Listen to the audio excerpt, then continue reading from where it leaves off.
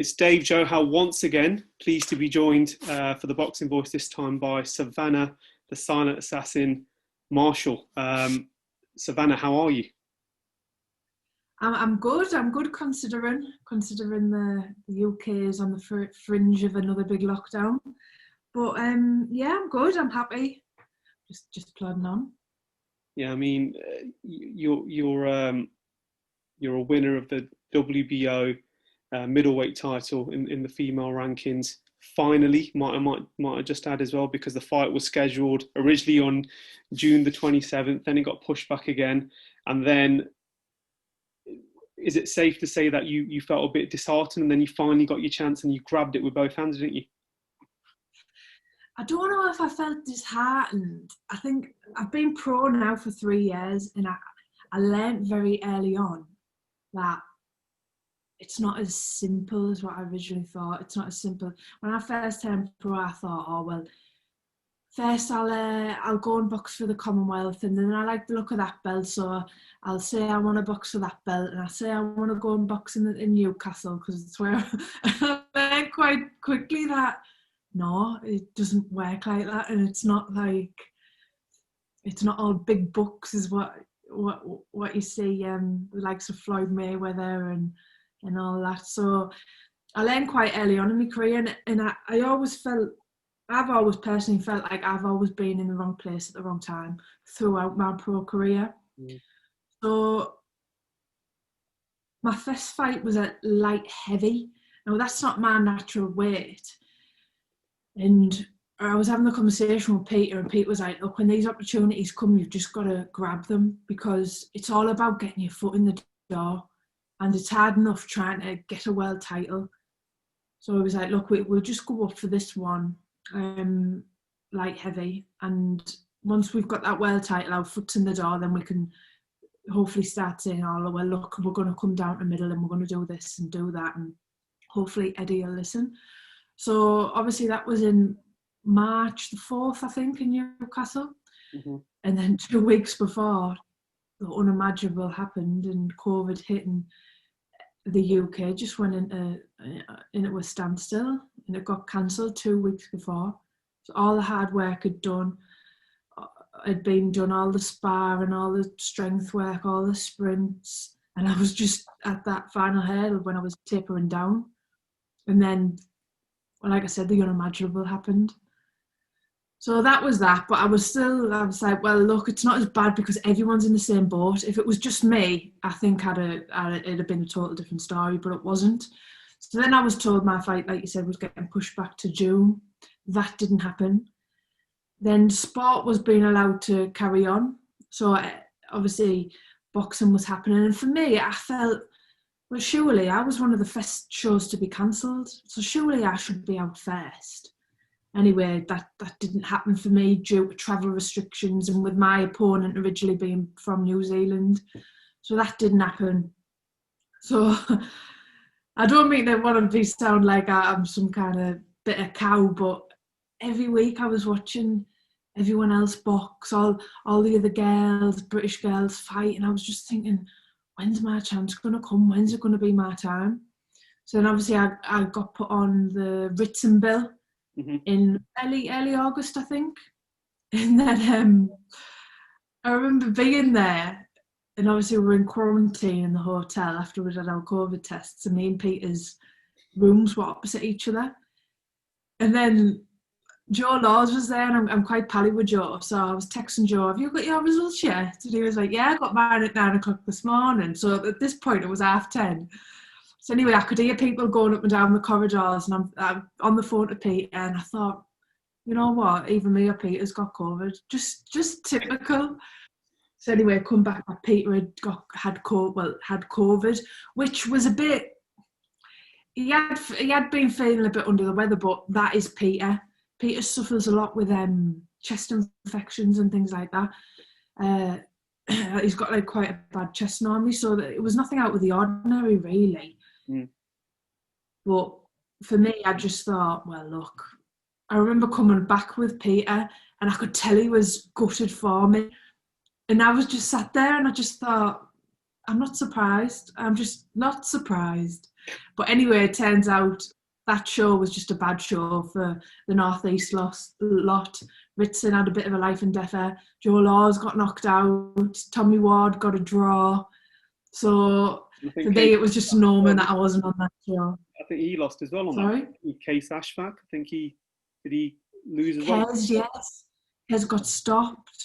Yeah, so it was just a night of the away corner, that show. It was a real strange one. I mean,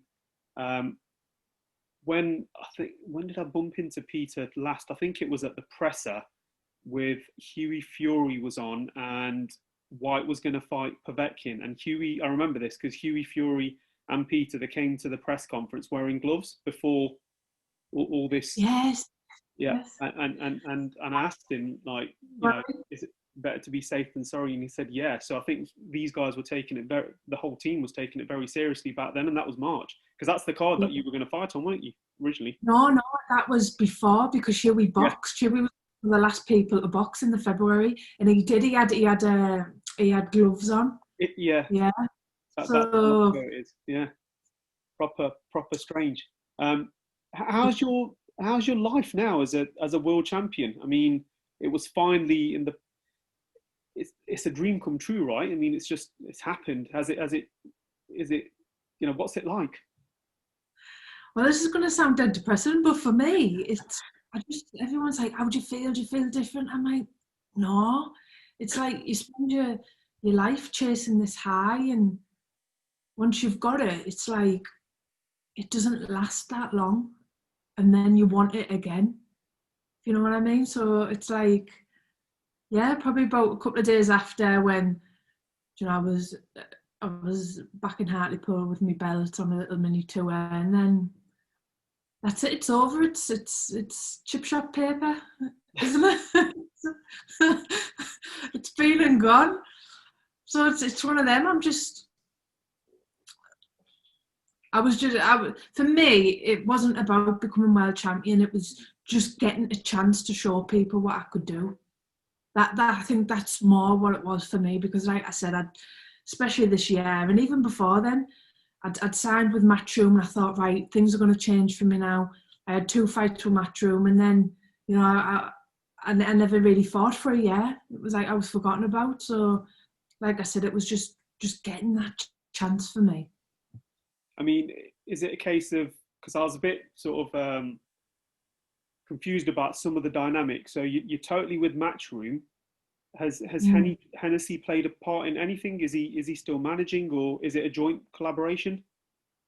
Yeah. So to be honest, when I come back from America, Mick was there. So Mick's looked after me since then. So Mick's still involved, and MTK are involved.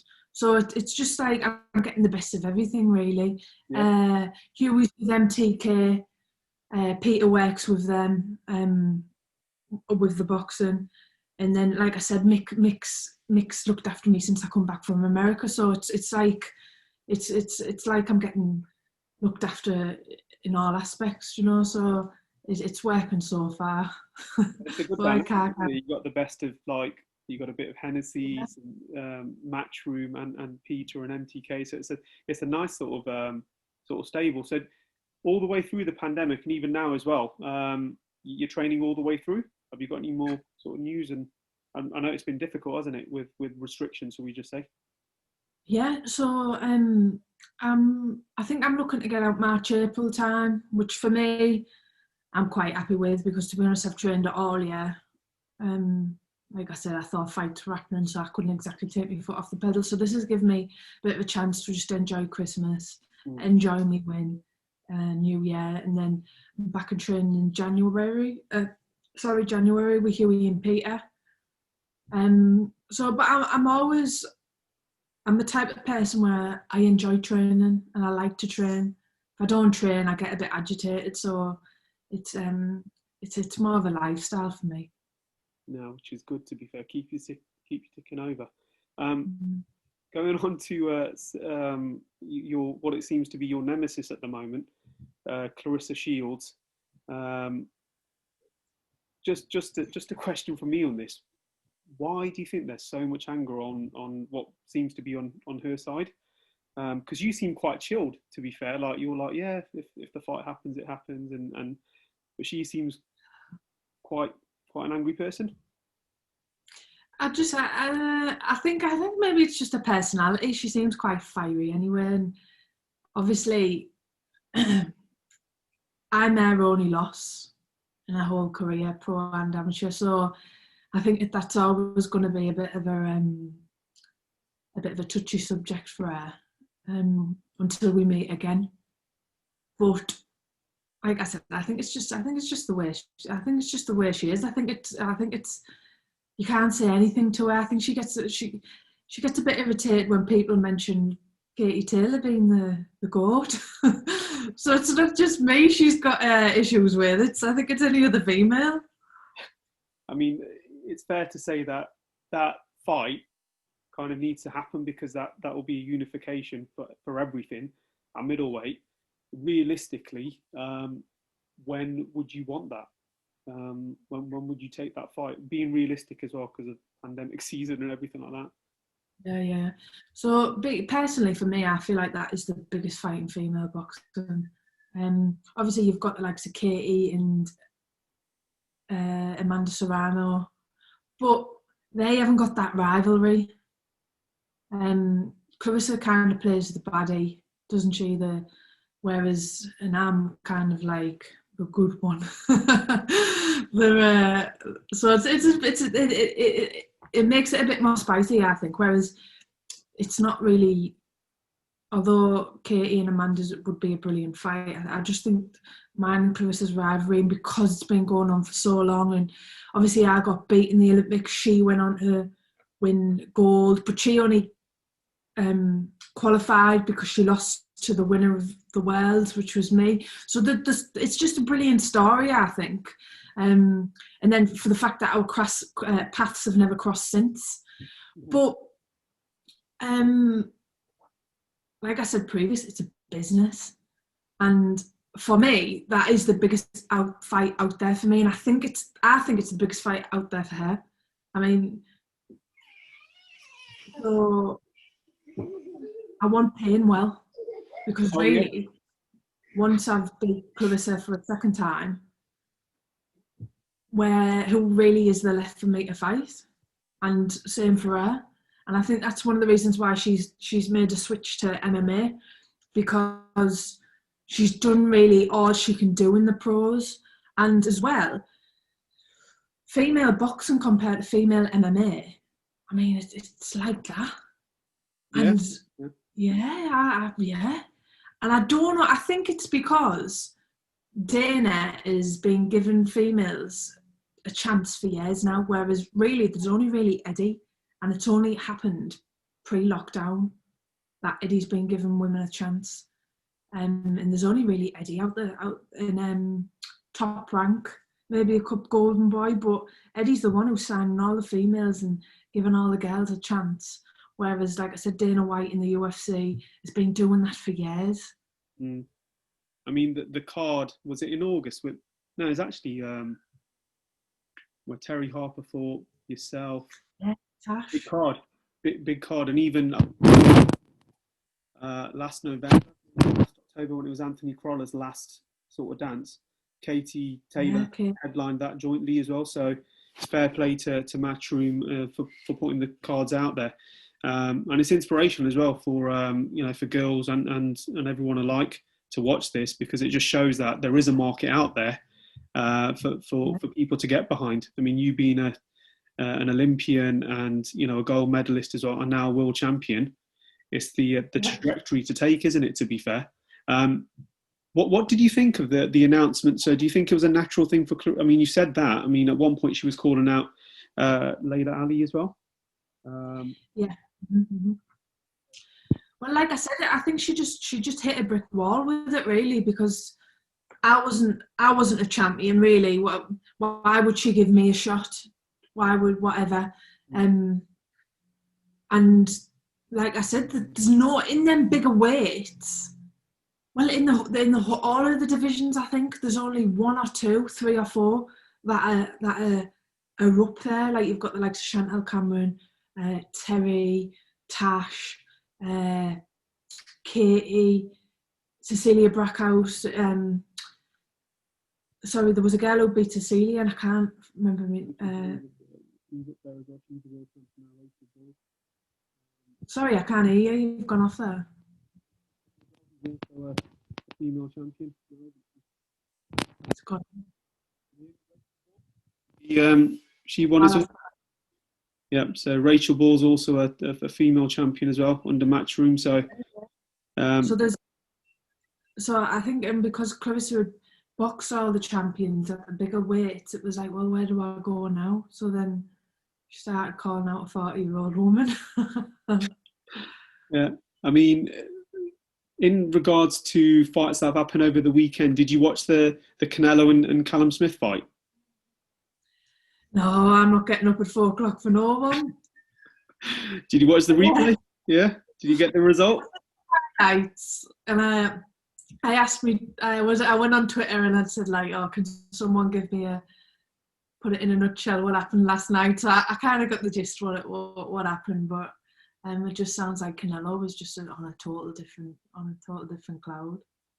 Yeah, it was a valiant effort for Callum Smith to stay in there for so long, but Canelo just did the inevitable, I'm afraid. Tough, and hopefully he comes back from it as well. Just very finally from me then, Savannah, you're world champion and so on and so forth. You're still looking for sponsors. Oh yeah. Yeah. It's an uncertain time for not just boxers, athletes, everyone really. So it's a bit like it's one of them where you're always trying to keep your head above water.